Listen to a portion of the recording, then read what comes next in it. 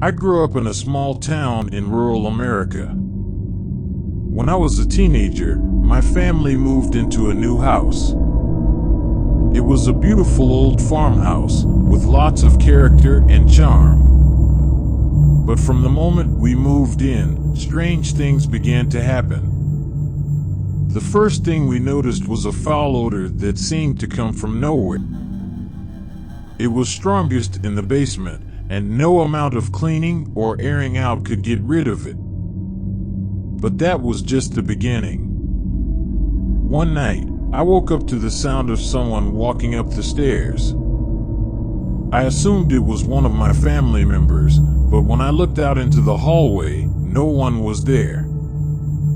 The footsteps continued, and I could hear them walking around upstairs, even though everyone in the house was asleep.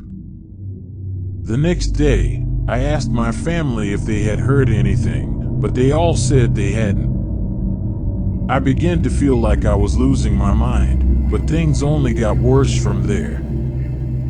One evening, my mom and I were sitting in the living room when we heard a loud crash coming from upstairs. We rushed up to see what had happened and found that a large dresser had been knocked over. But here's the strange part: the dresser had been up against the wall, and there was no way it could have fallen over on its own. As the weeks went on, more and more strange things happened. We heard footsteps and voices when no one was there. Objects moved on their own. Lights turned on and off. And the worst part was the feeling of being watched, like someone was always standing right behind us. One night, I woke up to the sound of someone whispering in my ear. It was a woman's voice, but I couldn't make out what she was saying. I was paralyzed with fear and couldn't move or speak. It felt like an eternity before the voice stopped and I was able to move again. After that experience, I begged my parents to let us move out of the house. They didn't believe in ghosts and thought I was just imagining things. But eventually, even they began to feel like something wasn't right. We eventually moved out of the house, but the memories of our experiences there still haunt me to this day. I'll never forget the feeling of being watched, the strange smells, and the disembodied voices. I don't know what caused those things to happen, but I know that they were real, and they were terrifying. I haven't gone back to the house since we moved out, but I've heard from others in the area that it's still standing and hasn't been occupied in years.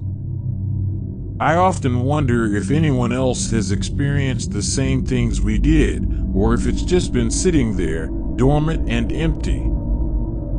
Years later, as an adult, I've come to believe that there may have been something else at play in that house.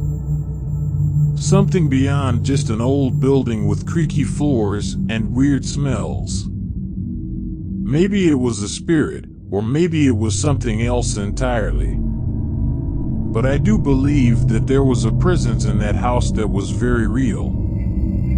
Looking back, I can't help but wonder if the entity that haunted us was trying to communicate something. Maybe it was trying to tell us something about the history of the house, or about the people who had lived there before us. Or maybe it was just a restless spirit, trapped in that old farmhouse and unable to move on. Whatever the case may be, I know that those experiences have had a lasting impact on me. I'm still fascinated by the paranormal and by the mysteries of the universe. And while I hope I never experience anything like that again, I know that I'll always be curious about what else is out there, waiting to be discovered. Years after we moved out of the farmhouse, I decided to do some research on the history of the house and the land it was built on. I spent hours poring over old records and newspaper clippings, trying to piece together the story of the place. What I found was both fascinating and unsettling. It turned out that the farmhouse had been built in the late 1800s by a wealthy family who had lived there for several generations. But as the years went on, the family fell on hard times, and the house was sold to a series of different owners. One of those owners, I discovered, had been involved in a tragic accident on the property.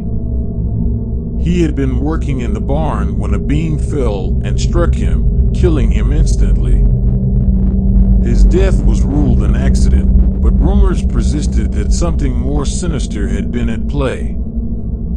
As I read more about the history of the house, I began to wonder if the entity that haunted us was somehow connected to that tragic event. Maybe it was the spirit of the man who had died in the barn, unable to find peace after his sudden and violent death. The more I thought about it, the more it made sense. The strange smells, the disembodied voices, the feeling of being watched, all of those things could be attributed to a restless spirit trapped in the house and unable to move on. I don't know for sure if that's what was causing the paranormal activity in the farmhouse. But for me, it was a comforting thought. It helped to explain what we had experienced and gave me a sense of closure that I hadn't had before. To this day, I'm still fascinated by the paranormal and by the mysteries of the universe. But I also know that there's a very real possibility that some of the things we experience in this world are beyond our understanding. And maybe that's okay. Maybe it's enough to just appreciate the mystery and to know that there's still so much we have yet to discover.